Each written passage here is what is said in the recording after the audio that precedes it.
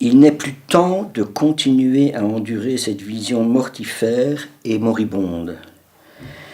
Le monde que l'on nous propose est invivable, au sens propre comme au sens figuré. Et si même nous le voulions, ce monde, nous ne pourrions pas le vivre. C'est la raison pour laquelle il n'est plus question de laisser l'avenir commun dans les mains de gens qui ne se soucient que du leur. Nous sommes notre propre proposition. Nous sommes désormais les destinataires de nos propres revendications. Il nous faut simplement avoir le courage de lire la lettre que nous nous sommes envoyée à nous-mêmes.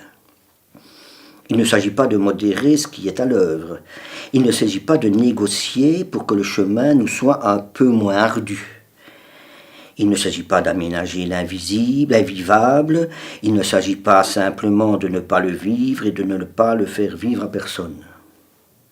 Vivre l'invivable, comme le prescrit le néolibéralisme, est précisément invivable. Aménager l'invivable, comme y invite la social-démocratie, est la dernière chose utile à laquelle nous pourrions consentir. Nous refusons cette alternative qui n'en est pas une. Nos enjeux sont ailleurs. D'une part, il nous faut permettre à l'avenir de venir. D'autre part, il nous faut inventer l'avenir qui viendra. Nous ne pourrons y parvenir qu'à la condition de désobéir. Nous sommes désespérément obéissants. C'est un extrait qui fait état d'une grande nécessité, c'est celle de la désobéissance civile, ou désobéissance tout court, et même de l'entrée en guerre. Je ne peux pas m'empêcher de faire référence aux deux grands sociologues de gauche qui sont Charlot-Pinson, ce couple qui travaille de concert. Et ils ont très bien mis en évidence la situation et mis en évidence le fait qu'on est retourné en arrière.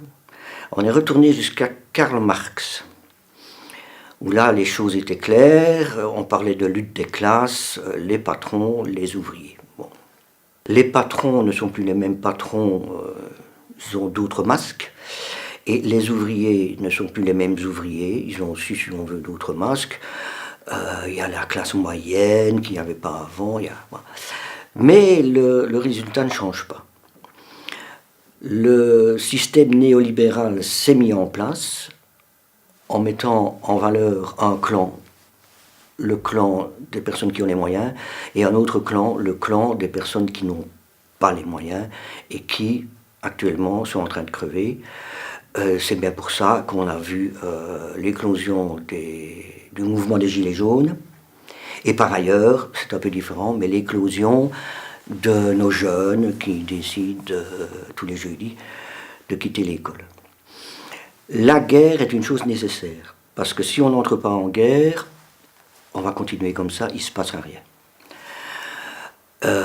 La violence n'est pas nécessaire, mais je me permettrai de dire que la violence est engendrée par le pouvoir mis en place, à coup de flashball ou autre chose, et non pas, c'est un point de vue, et non pas par les gilets jaunes, si ce n'est quelques casseurs qui profitent un peu de la situation. Encore que les casseurs eux-mêmes expriment leur colère. Ce n'est pas la bonne méthode, mais leur colère est légitime, à mon sens.